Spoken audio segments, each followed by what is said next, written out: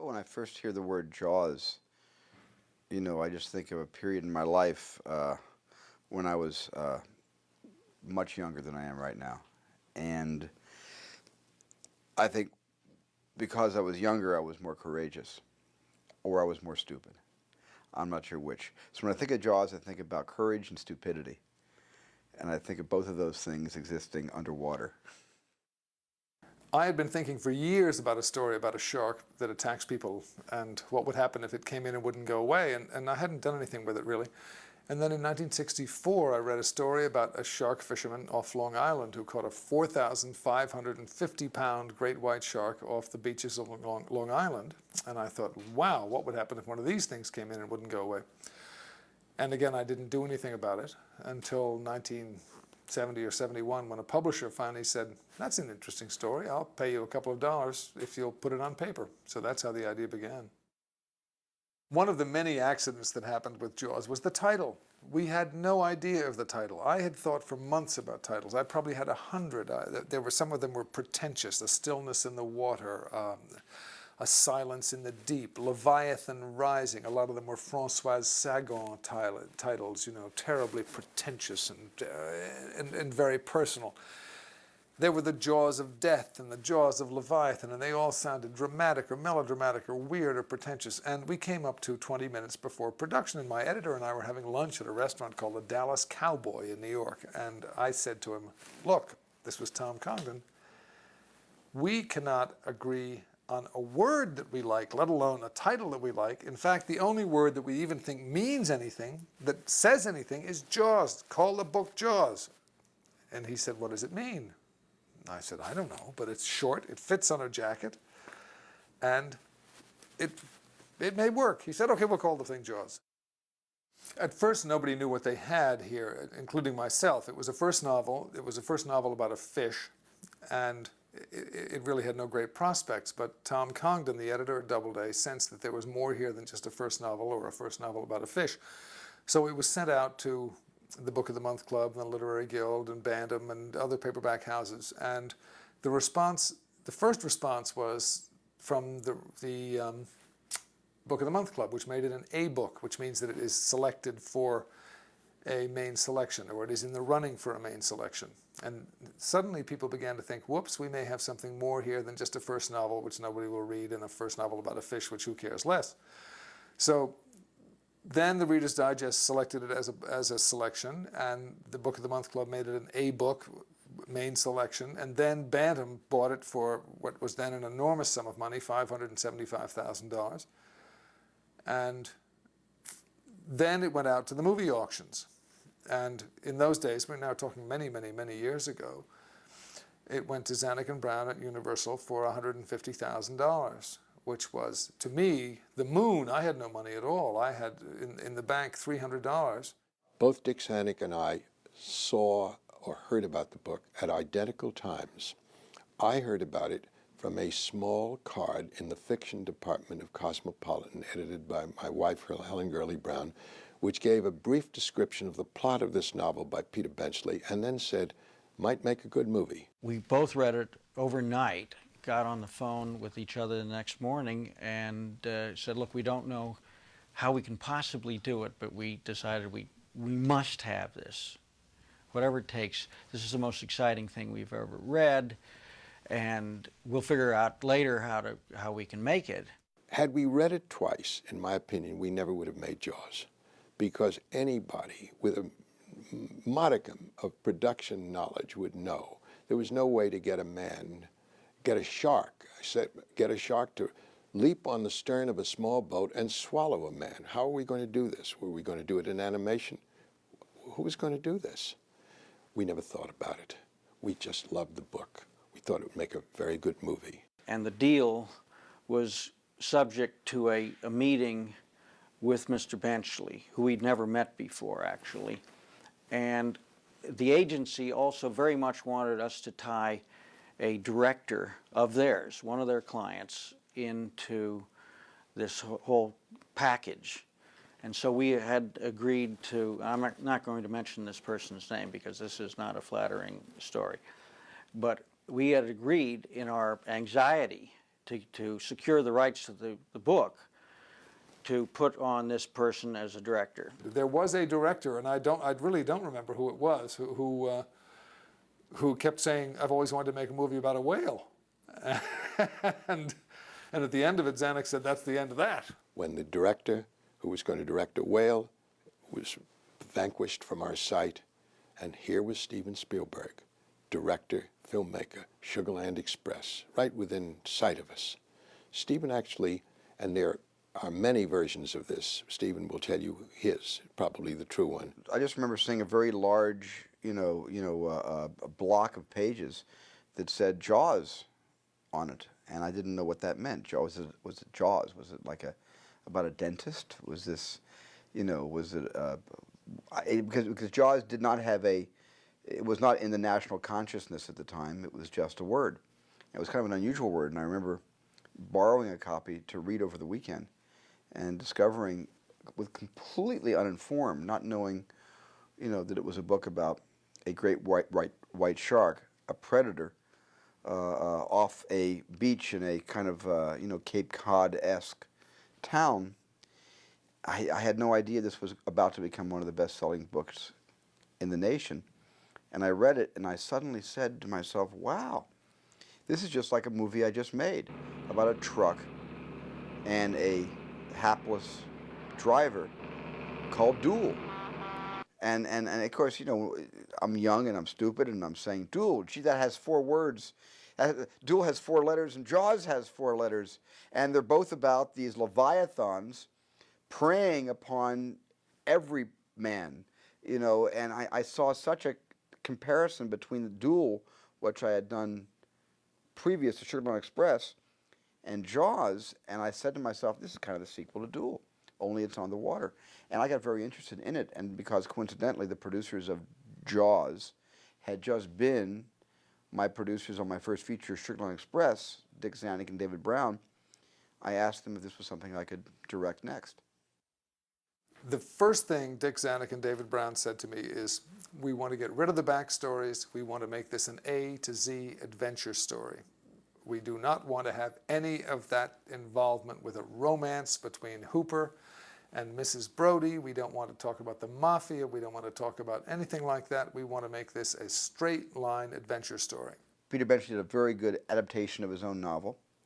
And then Peter kind of turned it over to me and said, here it is, and do with it what you want.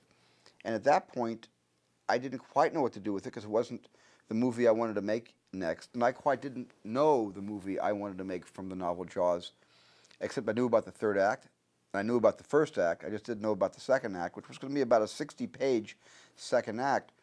And I remember sitting down and writing the script myself and doing an entire draft myself from beginning to end, which I haven't shown to very many people, and I don't even think I have it anymore. But I remember a few of the scenes did survive the movie and wound up in the film. But it was more of an exercise for me to become familiar with what I wanted Jaws to become. And it was an exercise that was very beneficial because I suddenly had a vision of the film, even though I didn't possess the skills to write it. And David Brown suggested, and Dick Zanuck both suggested, that I go to Howard Sackler, who had written The Great White Hope. We went from Peter Benchley to a writer by the name of Howard Sackler, who was a Pulitzer Prize-winning playwright who wrote The Great White Hope. And he had been working on something else for us.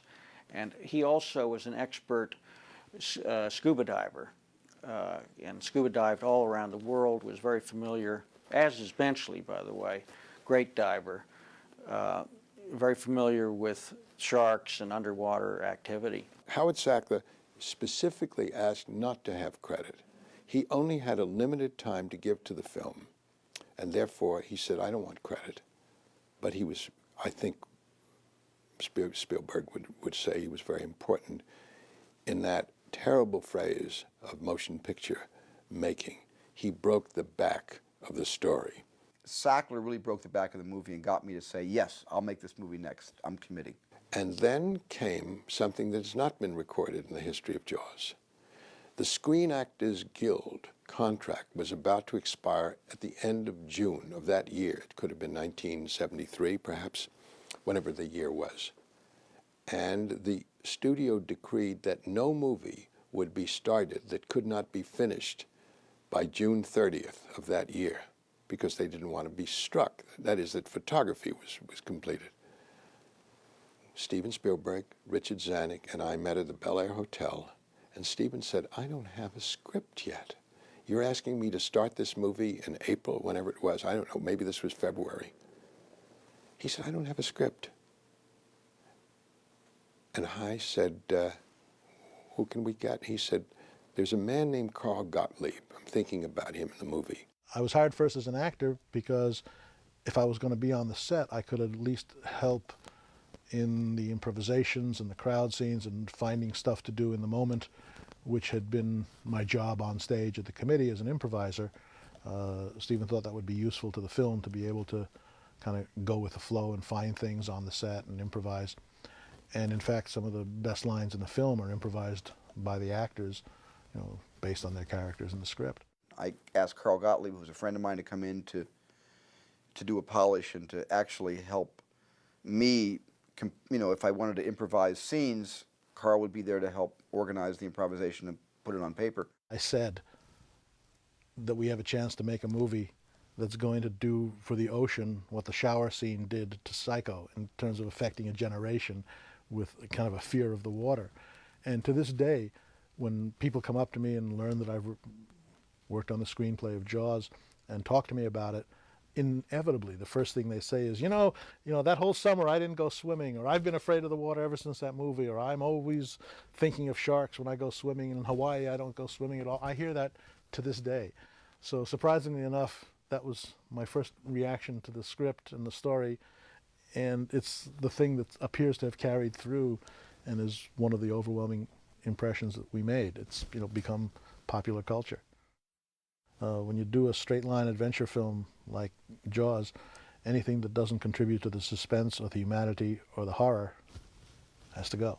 I wanted to introduce Quint not in his boat. I had this other thing that I'd written in my script, because as you recall, I wrote an entire script of Jaws after Benchley and before Sackler, and this was one of the scenes that I had written, that Robert Shaw, or that Quint, is in a movie theater watching Moby Dick on the island of Amity at the local movie house, and he's laughing all the way through it. He can't stop laughing. It's so silly, the mechanical white whale, Ahab with his big harpoon, stabbing the whale as he's lashed to the belly, and the whale sounding and coming up again, and he's still, you know, this little mechanical figure is, you know, still sticking the little mechanical harpoon in the whale. And I just had Quint laughing hysterically, laughing so hard and so sort of maliciously that people get up and start leaving the theater until he's all alone in the theater, and his laughter can be heard right down the street. And that was in my script. But in trying to get the rights to Moby Dick, which Gregory Peck controlled, Greg wasn't opposed to the use of that scene that way in Jaws. He just claimed that he wasn't really proud of Moby Dick. It was not the proudest moment, you know, in his body of work, and just didn't really want us to either make fun of it or just include it at all in the movie, so we could never get the rights to use Moby Dick. That's part of the filmmaking process. You write stuff that you think you want to see in the movie, and then as you sit down and analyze it, for all kinds of reasons, for dramatic reasons, it's hard to fit them in, or for production reasons, or sometimes they're redundant. For example, the guys on the pier, one of them losing his leg. Well, we have a guy losing his leg elsewhere in the film, so it was, you know, one lost leg too many. I mean, it would have given the shark a match set, but for us it was not as useful to the plot. It would have been repetitive. I had this idea that there's a harbor master, and he's in his little shack, and there's all these sailboats. It's night, and there's about 20 sailboats with just their masts sticking up. And the harbor master, in my script I have, he's actually watching a movie with Glenn Ford called Don't Go Near the Water, which I thought film aficionados would get off on. They'd say, oh, that's really clever. He's watching Don't Go Near the Water. And meanwhile, way in the background, you notice as he's watching this movie, one mast starts to go like this. And then the ship next to it, that mast goes like this. And then the third mast goes like this, and the fourth, until all of a sudden you see in sequential order, something is traveling beneath the keels of all these sailboats, and all the masts are moving. getting closer and closer to the harbor master. As the harbor master goes down to clean out his coffee pot in the harbor, and as he gets down there to clean out his coffee pot, he, of course, is taken by the shark. And that was a scene that was in my original script that we just actually basically couldn't afford to shoot. In its place, I wrote this other scene, which was also in my original script, that slid over to this one, which is the pier.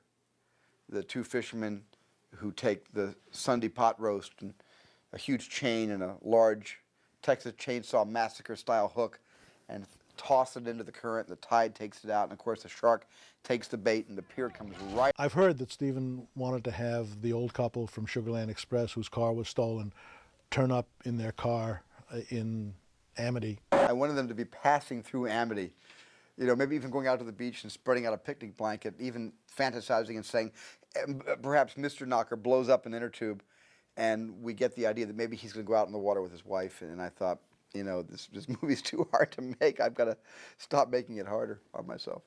We thought that to legitimize the movie, there should be some real shark footage in the picture. And we had anticipated having much more in the picture than actually ended up being in it. So we sent a second unit down to Australia. Ron and Valerie Taylor were engaged in order to shoot real shark footage off of Australia, which they were well experienced in doing. My recollection is they were involved with Peter Gimbel.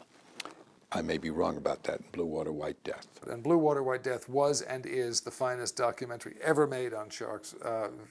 It was done by Peter Gimbel with Ron and Valerie Taylor and Stan Waterman. They went with Rodney Fox down south in Australia, and they found the great white shark, and they did a documentary that stands alone 20-some years later as the pinnacle of shark documentaries, no matter what else has been done. The producers asked Peter Gimbel if he would do the camera work on Jaws, and Peter said, "No, I won't do the camera work, but I'll direct for you." We said, "But Peter, you've only directed sharks in a documentary. We're going to have actors." He said, "I don't care, I want to direct." And so Peter Gimbel never got to be associated with Jaws. We joked about it many times. Peter said, "Well, sorry, I can't work on the production for you, but there are a couple in Australia, Ron and Valerie Taylor, who have experience with the great white shark. Why don't you contact them?" And sure enough, Universal Pictures contacted Valerie and I said, "Yes, I think we can do the underwater shooting of live sharks in South Australia." So they flew me to America, and I spoke with Steven Spielberg and Joe Alves and met the production team over there and explained what I thought we could do with the real live great white sharks. But I explained that our sharks were only about 14 feet long, whereas Jaws was about 26 feet long. I had this idea of doing a miniature cage and putting a little person into a miniature cage, and taking the little person, and that would scale the shark. That would have effectively scaled the shark up and added another, 9 feet to the overall length of the shark. And that kind of made sense to me. But I was looking for a little person who was in scale with the cage, and was interviewing a number of little people. And I remember this tenacious gentleman who came in to see me bleeding. And I said, "Why are you bleeding?" He said, "Well, I was afraid I was going to be late for this meeting. I really want this job. I got into a traffic accident in front of the main gate at Universal." I said, "You did?" He said, "Yeah, and I came over here to have the meeting." I said, "You leave the scene of the accident? You're not supposed to leave the scene of the accident." And we sent him back to the accident to fill out the report with the police. But I remember I was thinking, what a brave man.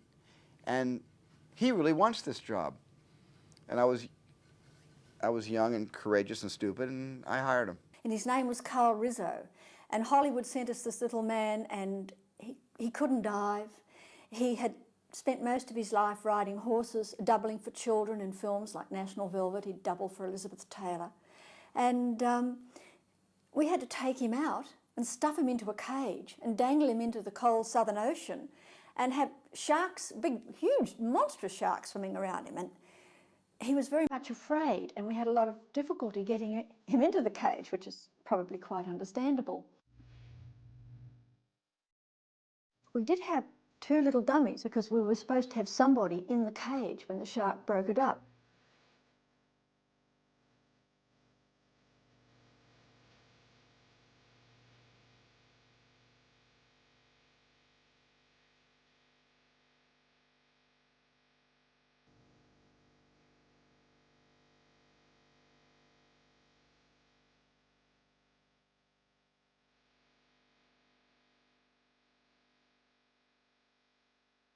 But we had Carl, and he was much better. He looked better in the cage. He moved around a bit.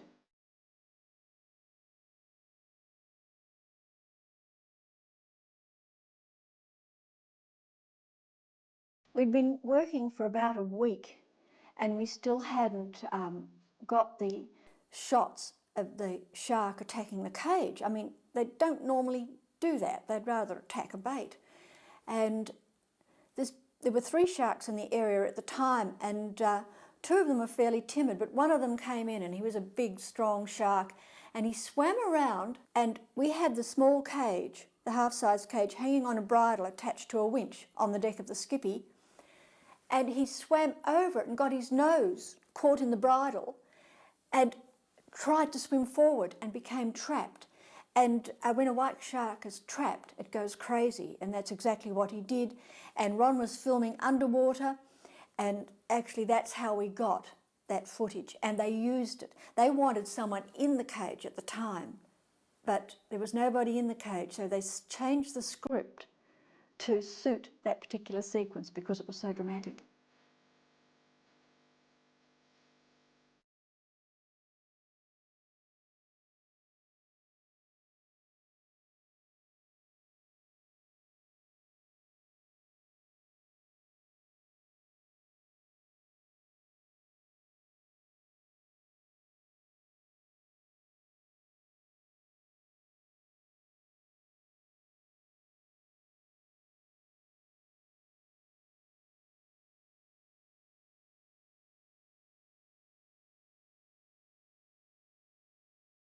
And it looked like the shark was destroying the cage.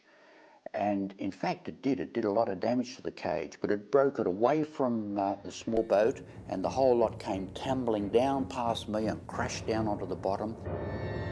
That was the scariest thing I think I've ever seen underwater, because the whole lot was crashing. I could see the shark and the cage all crashing around down on the bottom, and I thought we were going to lose the cage because it had been broken away from the boat.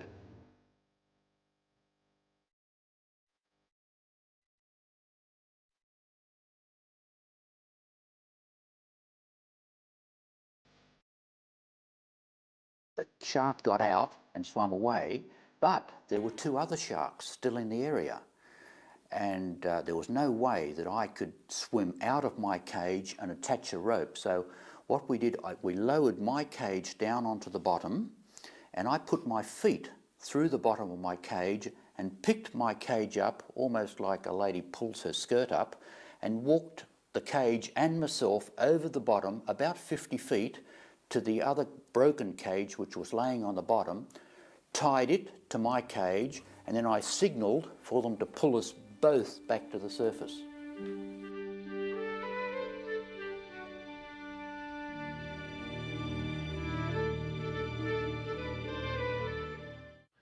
Then why don't we have one more drink and go down and cut that shark open? Martin? Can you do that?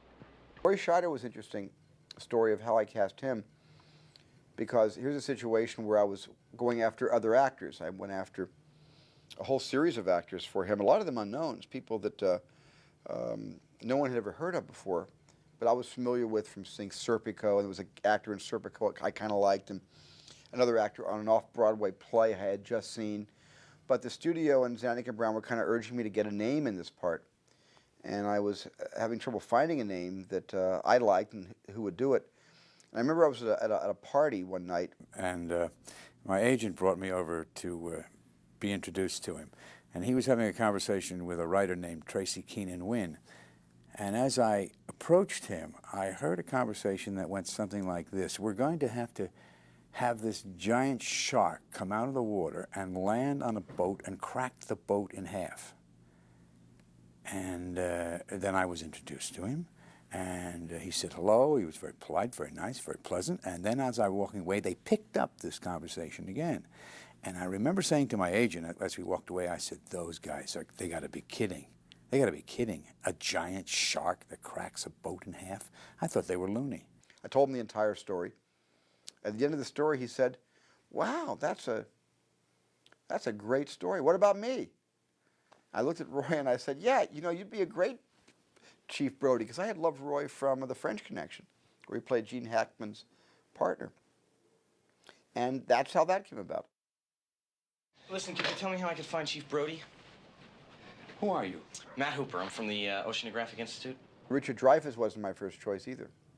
I went to John Voight first, and he said no, and I think I had interviewed Timothy Bottoms. I had interviewed a number of actors, perhaps Jeff Bridges. I was a big fan of the entire cast from Last Picture Show. I remember saying, if I can just get every member of the cast to say no to me to play the Hooper character, at least I will have gone to one of my favorite movies of all time to have gone out after that group. So I think Bridges and Bottoms, and I think we got turned down, or there were unavailability problems. In the movies, these things happen all the time. People either want to do it and they can't because they're booked into something else. And I remember Dreyfuss. I cast Dreyfuss basically because I loved American Graffiti, and I had seen him in that. And George Lucas was the person who sort of said to me, "Why don't you cast Ricky Dreyfuss? He'd be great." And he told me this movie that he wanted to make, and it was really a shocker. I mean, even as he was telling it to me as a tale, it was a great, exciting story. These three guys alone on the boat, and the shark attacking the boat, and at the end he said, "You want to make this film?" And I said, "No." And he said, "Why not?" And I said, "Well, this sounds like it's going to be a great movie. I'd rather watch this movie than shoot it, because it's going to be a bitch to shoot." And I said, and he was surprised, but I said, I wouldn't do well under these circumstances, so I said no. Then a few months later, I went to see the opening of a film that I had done in Canada. It was the premiere of a film called The Apprenticeship of Duddy Kravitz. And I saw myself, really for the first time, in the lead in a movie with my face 15 feet high on screen for 90 minutes. And I had a heart attack. I had a total nervous collapse. I thought I was awful. And I figured that I'd better get a job really soon. So I called Steven, and I said, "If you still want to offer me that job, I'll take it." And he said, yes. So in essence, I came crawling to Martha's Vineyard for the part. It had to be a formidable, shark. And we made various sketches of 30-foot sharks and 20-foot sharks, and it came up with a reasonable size would be 25 feet. Very, formidable, yet not Moby Dick. And there have been sharks that have been sighted that have been that size, and they've actually caught some that were 21 feet. So it was a credible animal we were making. Doing the initial studies of the great white shark, I went to the Steinhardt, and I borrowed this set of jaws, which was huge. It's about 18, 20-foot shark. We made our shark larger by another 5 or 6 feet, but we kept everything in proportion. The teeth, when I started doing the actual drawings, for the construction of the shark, we used everything in proper proportion.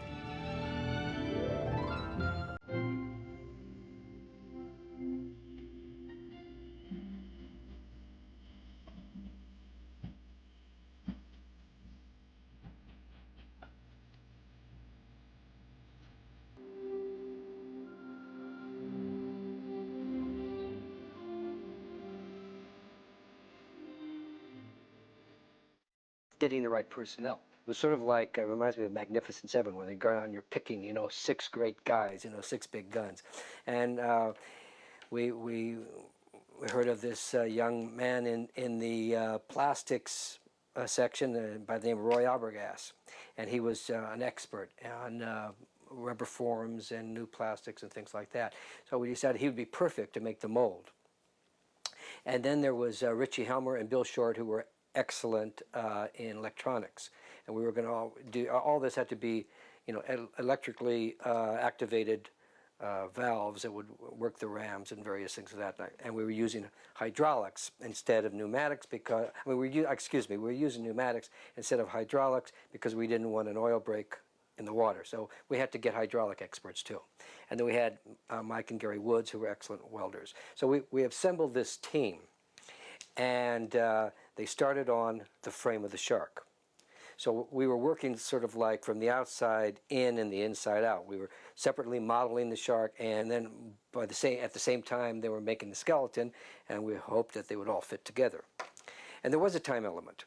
The time element was this, is that it was already the first of the year in 1974, and we knew we would have a summer window in which to shoot this. Especially that we were going to go back east. We decided to shoot this in the area that it was written for, New England. So we had a time element there. And we built the shark and tested the shark dry.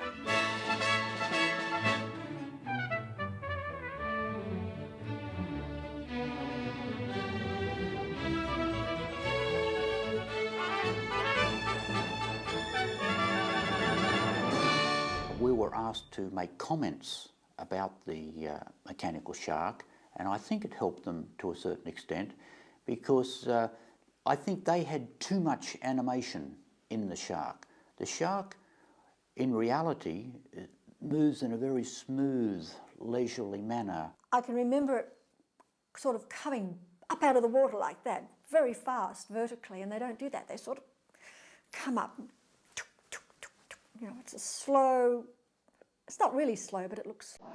And they took our advice, and I know that it made a big difference to the end result.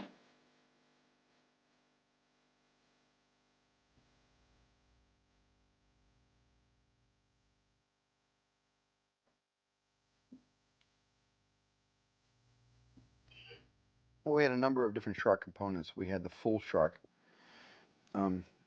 which I call the great white turd, which kind of, we pulled along in the water, and it was often on this huge gantry, like a crane arm. And it was, the crane arm was tucked all the way at the 30-foot bottom, you couldn't see the shark. When the crane arm, as quickly as they could blow the ballast and force the arm out of the water, the shark would rise out of the water. The shark could be gimbaled separately on the arm to have an attitude change at the top of the crane arm. We had that. We had just a fin that was pulled through the water.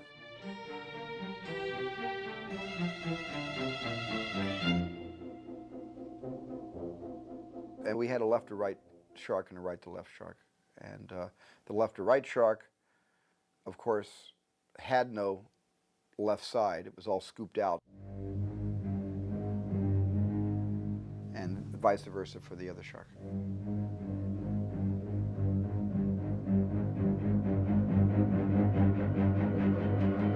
Bob needed some area like this that he could get all those hoses and wires and stuff and have access to all the mechanical stuff, whatever needed to be repaired. So if we were shooting this one here with the hole here, we could only shoot from the other side. So in this case, this would be the left to right shark. The idea still was to try to convince the world that we were using real sharks, or a great deal of real sharks. And so we didn't want the world to know that the monster was really mechanical. And also we realized that a mechanical monster is only good when it moves. That when you take a still photograph of it, it's going to look phony under the best of circumstances. Somebody snuck in somehow into a warehouse while we were shooting, and and took a picture of one of the sharks.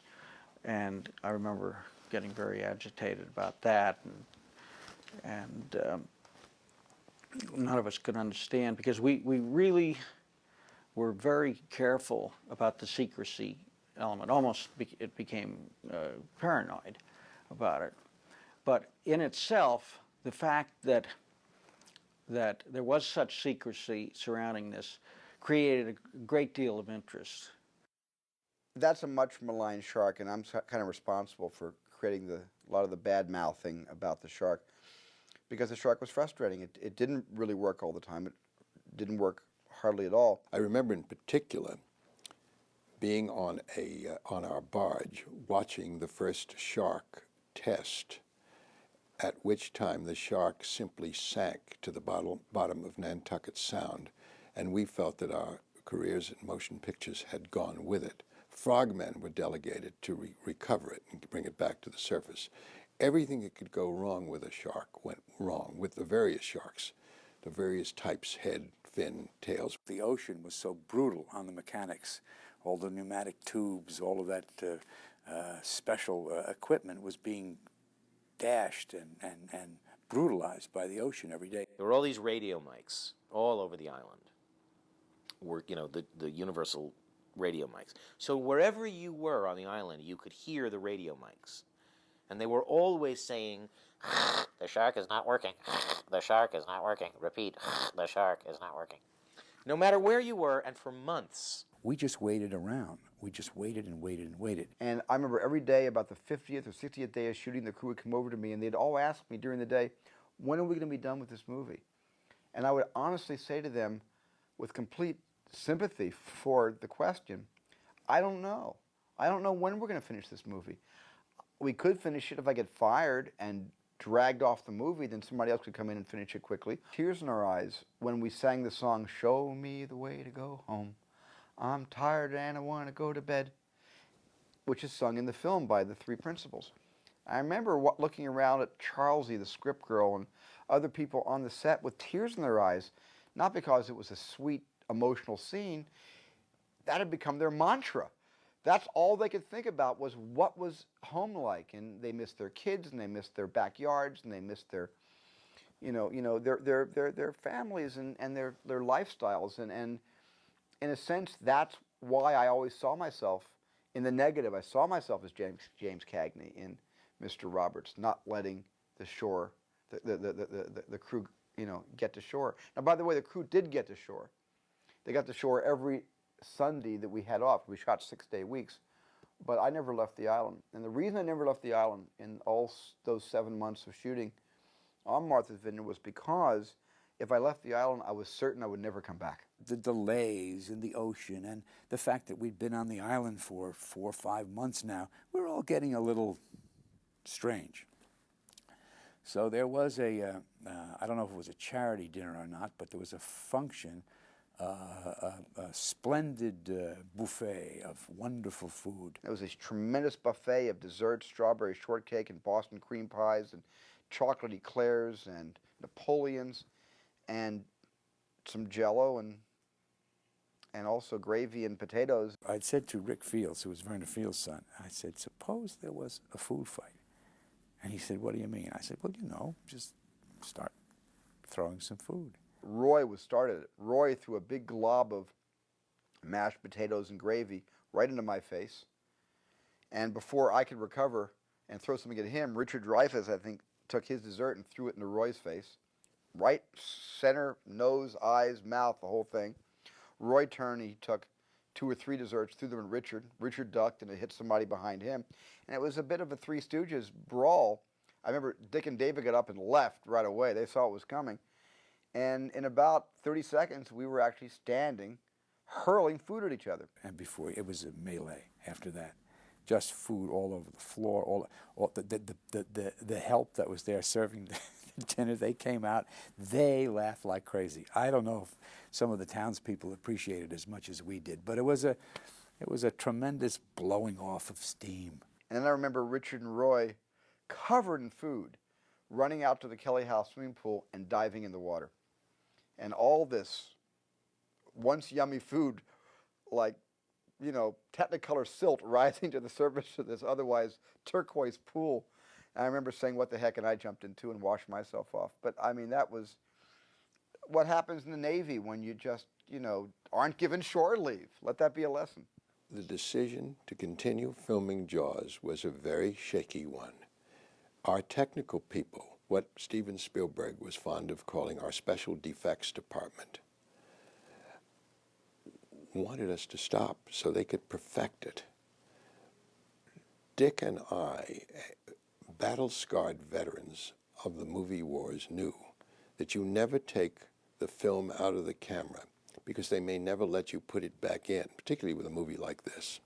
Even if we got 1/16 of a page of script a day, you kept moving. Stephen at one point considered moving our whole crew to the Bahamas where the waters were tranquil and everything, and we weren't in favor of that. Just keep shooting. Keep shooting and make do with what you've got. This whole system with the barrels, that kept the shark alive. I mean, when It was a boat that was purchased by Joe Alves, the production designer, and he chose the boat. And I liked the boat a lot, but I didn't think it didn't have enough character to it. And Joe agreed, and Joe actually replaced the entire wheelhouse with one of his own design with larger windows, because the windows were too small, and Joe and I both wanted larger windows so we could see out. So everywhere you were inside the boat, the ocean was breathing down your neck, rather than looking through a small porthole and saying, well, the ocean's sort of like that could have been a process shot. So I wanted really big windows in the wheelhouse, in the main cabin, and Joe kind of reconfigured the boat to give it a little more personality, squared off a little bit more than the original boat we bought was. We were shooting about, 75 yards, I'm really not sure, off the coast of Chappaquiddick Island. Robert, Roy, myself, Freddie Zendar, the boat wrangler, and an ancient sound man with a Nagra. And what happened was we were pulling one of the barrels away from the boat. They had put a little eye hook into one of the boards just below the surface, just below the waterline, like a shiv. So the rope would go through the shiv, and it would seem to pull the barrel toward the orca, as if the shark was heading toward the orca. The problem was the motorboat went so fast, it pulled the shiv and the planking out from the hull of the orca, and of course the water rushed in. And we started to sink. No kidding. No kidding. Water started rushing onto the boat. Freddie Zendar jumps up from the hold, cursing and screaming in Austrian, and starts to power the boat as fast as he could toward the beach of Chappaquiddick Island, hoping to be able to ground the boat before it sinks, and we have no orca. There's only one orca. In the meantime, we're in 6-foot swells, and Steven Spielberg is trying to send safety boats to get us transferred off the boat. Get the actors off the boat! Get the actors off the boat! I remember John Carter, who won an Academy Award, by the way, for Best Sound for Jaws. He picked up the Nagra. He was on the boat and held over his head and said, "Fuck the actors, save the sound department." And I had this image to this day of John sinking, holding the Nagra over his head, the water up to John's ankles, up to his knees, boat scrambling to pull everybody off the sinking orca, and John with his Nagra going under. There was a certain level of executive indifference to the sound department's lifespan. Get the actors off the boat! It was funny. We lived. We had lost the camera. The camera was on the boat too. It went underwater. And Bill Butler said, in a sense, the developing solution we use is a saline solution, and I think this film's going to be okay if we can rush it to the lab. We got on an airplane with a bucket of water and the film in it and took it to New York and developed it and didn't lose a foot. Bill Butler created equipment just to make Jaws. He created a camera platform that, according to the tides or where you wanted to be with your lens, could go either just below the surface of the water or way above the surface of the water. And he designed it and had it built for the movie. He also created, he didn't create the water box where we put the camera, but he reconfigured the water box so it was easy to get the focus, your hand in there so you could pull focus and still have the water lapping the lens. I really wanted this movie to be just at water level, the way we are when we're treading water. We don't see water 3 feet off the water. We see water like this, and I wanted to get the camera right down to where the human point of view is most accustomed to being when you're swimming, and that's why I shot at least, I'd say, 25% of the movie from that water box that Bill Butler reconfigured for us. When it came time to do Jaws, they hadn't done a water picture for several years, and the old-fashioned way of doing a water picture was to use a gimbal. It weighs about 400 pounds. It's very clumsy. It does keep the camera level aboard ship, but it's too clumsy to do a film the way they do films today. And so I chose to handhold the camera.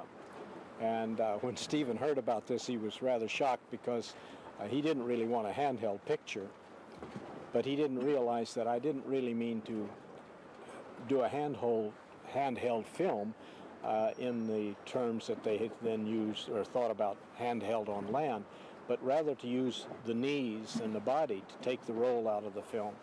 And so we gave that a try, and it worked very well. And after he saw a demonstration, he decided that was the way to do it. And as a matter of fact, Jaws ended up being a film shot mostly handheld. One thing I remember more than anything else has nothing to do with the direction of the picture, but has to do with the incredible contrasts of light. And you know, you'd see a scene being shot, and you know, from one angle it's dark, from the other angle it's light, sunshine, fog, and I remember thinking to myself, my God, you know, how are you going to cut this together? How are you ever going to get the color to, you know, bear anything resembling a match? I mean, you know, I've never seen, you know, the islands and oceans have such incredible differences. The ocean is green, it's blue, it's black. Sometimes the sky was blue instead of the overcast gray look that we really wanted. So when we got back to LA, we had to take it into the lab and get rid of the blue. And at the time, the special effects people didn't really have a good way of pulling the blue out of the film without affecting the faces. We wanted the faces to remain untouched. And so I decided to come, you know, try something that they hadn't tried before, which was simply to use black and white film, the type they do letters with, which is either black or it's white. Expose it for the very bright sky with a blue filter, and take only the blue of the sky out and leave the faces alone. And it happened to work very well, and we were able to match the shots very well that way. You want to see something permanent? Before the last shot, which was the blowing up of the shark, I left the island for two reasons. One, I heard the crew wanted to throw me overboard. I didn't know whether they were going to throw me overboard in cement slippers or throw me overboard via the poop deck, one bounce and then into the water, or whether it was going to be just, you know, into the water with a 2-foot sandy bottom. I didn't know what they were going to do to me, so I thought I'd get out of there quickly. And I remember when I got to Boston on the ferry, we spent the night in Boston, and the next day we were scheduled, Dreyfuss and I, to fly back to Los Angeles on American Airlines. And I vividly recall getting into my hotel room and having a complete anxiety breakdown. I mean, it's just a complete, I don't know what you would call it, just it was a breakdown. I mean, I couldn't stop shaking. My jaw was clenched. I couldn't open my mouth. I was getting electrical shocks through my brain, like I was having seizures or something. And I know this sounds like really melodramatic, but it's exactly what happened. You know, something neurological, emotional, something was happening to me, and it was a full, you know, panic attack, which I, you know, don't remember ever having at that level before. And I remember calling Richard up, and he was down in the pub downstairs, and Richard came up with me. And I just said, I'm in really bad shape, Ricky. And Rick said, well, don't worry, we'll be on the airplane tomorrow, which we were. My recollection is that we showed the film, a cut version of the film, with one big sequence missing, without Johnny Williams' music, in a projection room at Universal Studios. And when the lights went on, there was no reaction at all, as I recall. And I recall turning around and saying, well, Sid, what do you think? He said, it's okay. Well, okay was like being given 1/2 a star. Okay for 159 days? Well, of course it was only okay. It didn't have Johnny Williams' music. It didn't have some major underwater stuff that we filmed in the tank at MGM Studios. In order to get very close angles underwater, we couldn't get the waters of Martha Vineyard, both cold and murky, wouldn't allow us to do much underwater stuff. Metro had this great Esther Williams tank, as it used to be called. So the reaction was, go get the rest of the movie. Well, when they came back from Martha's Vineyard, they realized that they didn't have the footage, as I understood it, that they needed of Hooper and the shark together in the cage. So I was called, a friend of mine, Jesse Wayne, recommended me. He was called first, and not being a certified scuba diver, he spoke to Tom Joyner, the production manager, assistant director, who then called me. And I went in, and we went down to Culver City to MGM Studios and shot it in a tank down there.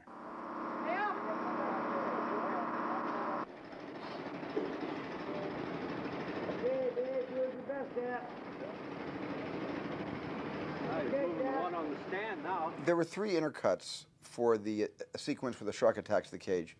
The one, of course, was Dick Warlock, who was the stunt person inside the cage, subbing for Richard Dreyfuss.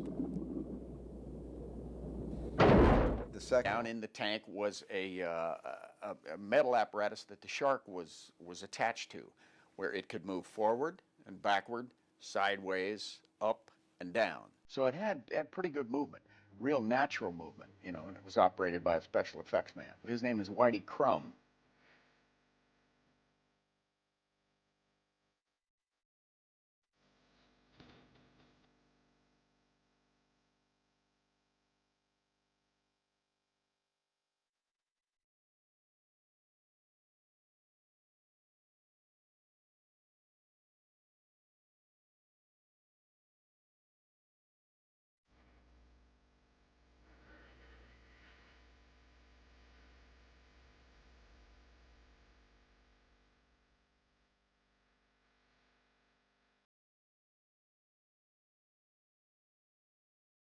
As Whitey was looking in one window, watching the shark from the side with the controls, Mr. Spielberg was around the other side, or a quarter of the way around, looking at it from another perspective. He was looking at the shark coming directly at the cage, and they communicated with each other via headphones and a microphone. Okay, here we go. Attack!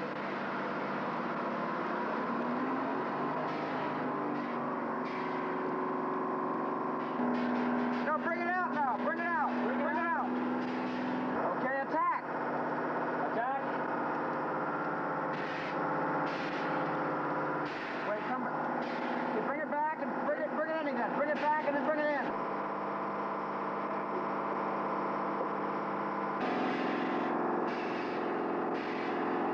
Now bring it out. Bring it out. Bring it out. Now bring it in. Bring it in again. In. Now cut.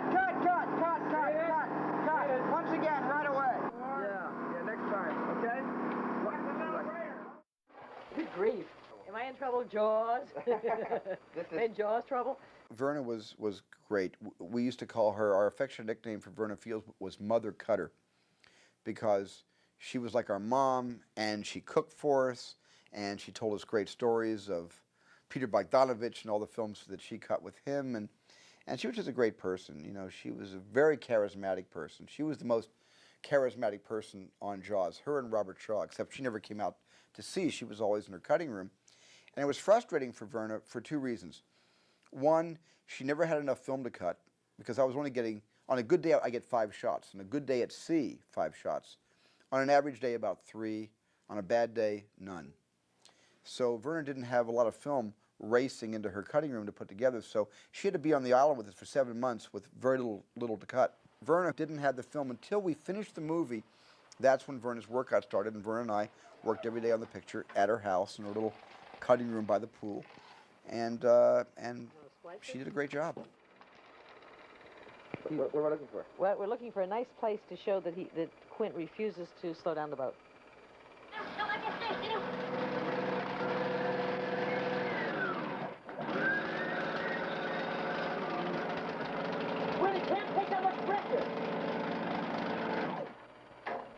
That's the spot, Steve.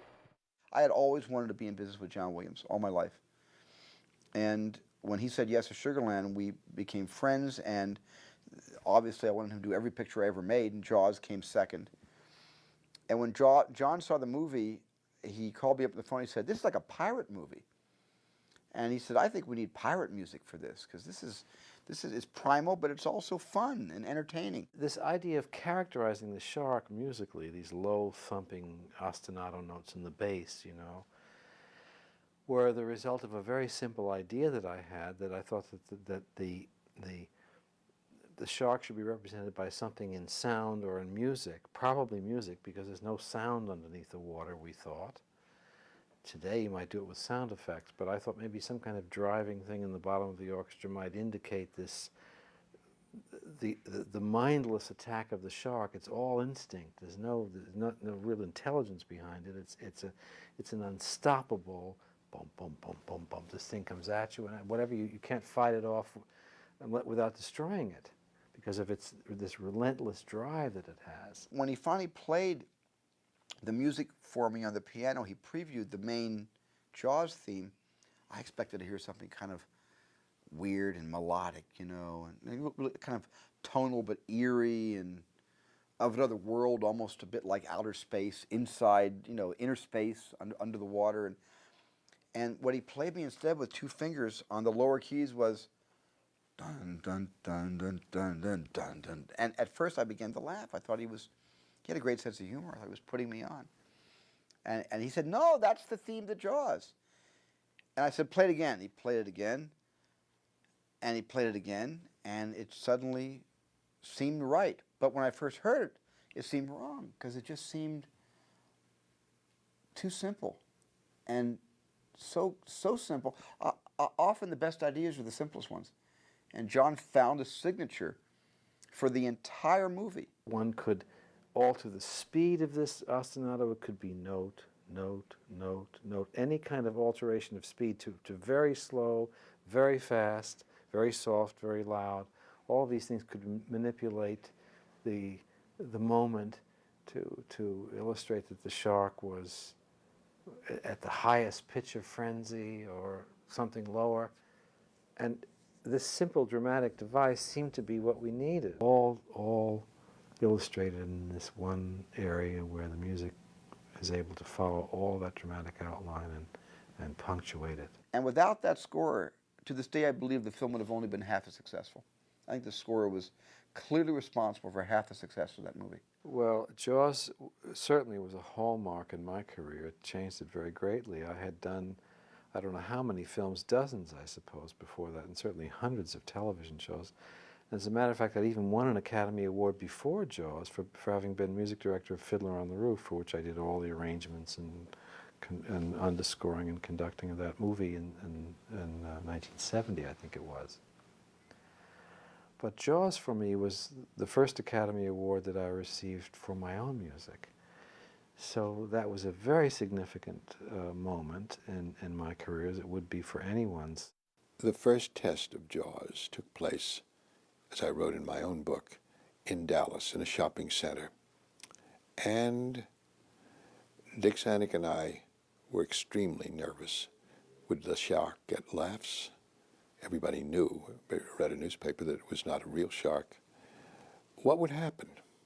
And I remember circling around that theater, and we noticed a crowd.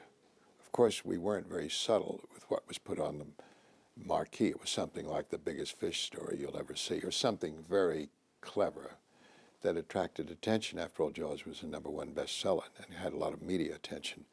And so we went and had a very stiff drink. We went into the theater, and the screams started, and they never stopped. And we were pinching each other.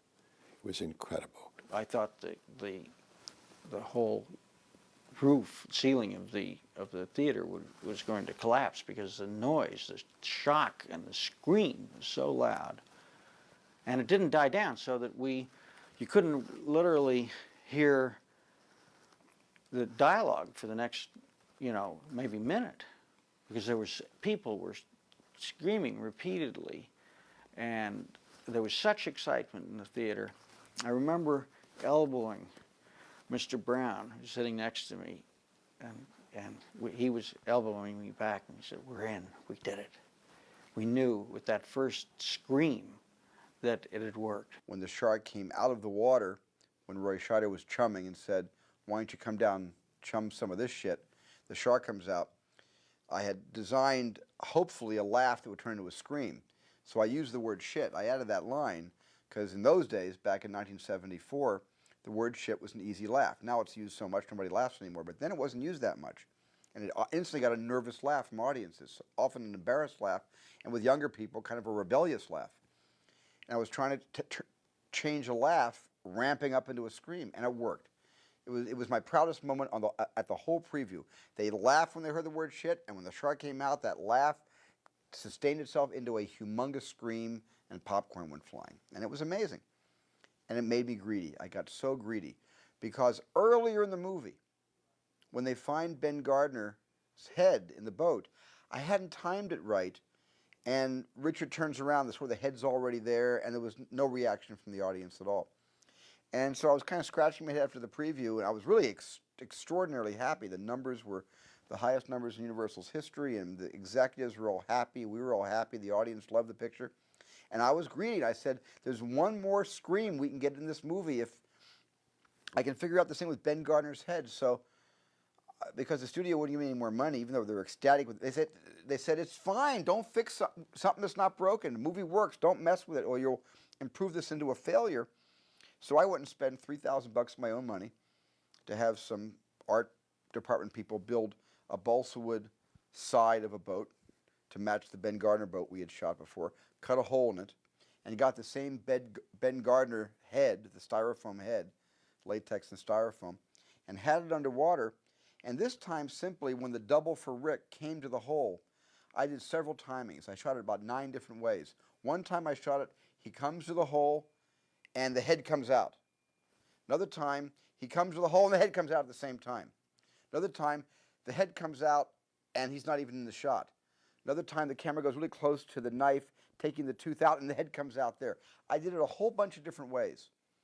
And then I went to the dubbing room where we were already, remixing little changes we had made.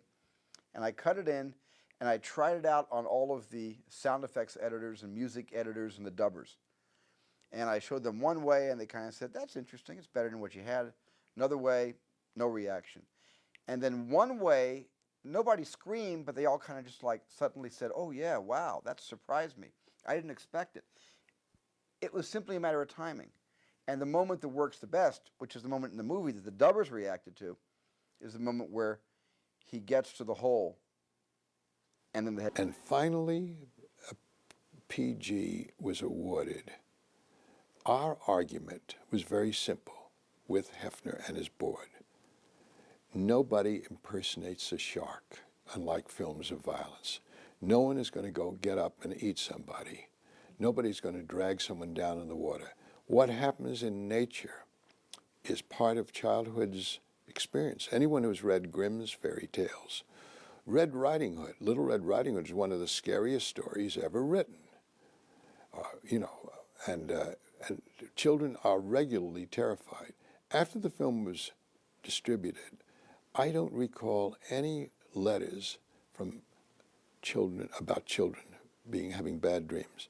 I had many about adults having bad dreams and never going by the water again.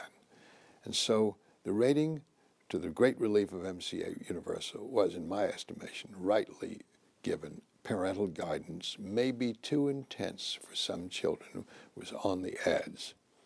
Of course, all that did was bring them in. I saw the film in its final version when it played at the Rivoli Theater in Manhattan, which was a huge theater with a great big screen. And the members of my family and guests were invited. And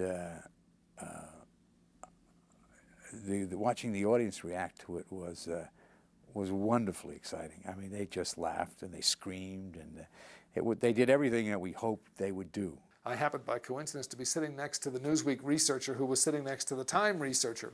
And at the moment when Roy turns aft and the shark comes out of the water and he utters that great line that, again, I wish I'd written, called, I think you're going to need a bigger boat. the Newsweek researcher jumped out of her chair and landed on the upturned pen of the Time researcher, thus having a double screamer going. And I thought right then we have a fairly successful movie going on here. There was applause at the end of the movie. The movie ends, we're swimming away, it says the end, and they went crackers. Everyone went berserk. However many people are in that theater, and I couldn't even tell you. Pretty big theater. They went nuts. And then they sat, and they watched all of the credits. Every last one of them. And nobody moved. And then they applauded again. And I've never seen that. And I remember walking out on the sidewalk at the end of it, and I looked at Dreyfuss, and he looked at me, and he ran over, and he jumped up in my arms, and he said, we're sensational. We're great. We're terrific. And I said, yeah. At the end of that evening, I walked out and I ran into Dreyfuss in the street. And we went to a bar, and all Rick could say was, he did it, he did it, he did it. And I said, who did it? What are you talking about? He said, Spielberg did it, he did it. It was a hell of a moment. I felt so proud that I was in that movie, and so proud for Spielberg. And I remember getting on the phone with notes. I was saying, and you gotta do this, and you gotta do that. And he was very pleased. Well, Jaws went on to become the biggest picture of all times at that time, surpassing the $100 million mark, which had never been done before. And I remember the Universal Marketing Department would take an ad out with the shark and the titles of the various pictures that had beaten us and held the records, and the shark would devour each one each week, whether it be The Godfather, whether it be The Sound of Music, whether finally Gone with the Wind, finally, until we were up on top of the surface, #1, and we became the biggest picture of all time. This was before even the foreign release of any kind. We busted right through the $100 million mark, and it was a phenomenon. It really was a phenomenon. When a movie has the success that Jaws had, it becomes more than an entertainment. It becomes part of the popular culture, and Jaws was no exception. We had really wonderful political cartoonists like Conrad using the image of the shark as a metaphor for political behavior in Washington. We had sketches on Saturday Night Live. Chevy Chase did a great, land shark. I remember that. And John Belushi, blessed be his memory, did a fabulous impression of Dreyfuss. You don't think of Belushi and Dreyfuss being anywhere similar, but when Belushi put on a blue knit watch cap and said this was no boating accident, you got a laugh out of it. The first shot of Airplane by the Zucker brothers uses the shark theme, and it was a combination of elements that were all so instantly identifiable because everybody knew what they were. The shark's theme became a synonym for danger. Just all those elements just became part of popular culture. Every time I fell asleep, I dreamt I was on the 3rd or 4th day of shooting. I wake up with an electrical explosion in my brain. My heart beating, can't catch my breath, looking around the room, where am I, disoriented. I calm down, get a glass of water, go back to sleep again. Same dream. I'm on the 4th day of shooting. And I know I've got another 100, and 46 days left. And I wake up again, same thing. And this thing was just, haunted me all night long, so I didn't get any sleep. So, Jaws was a fun movie to watch, but not a fun movie to make.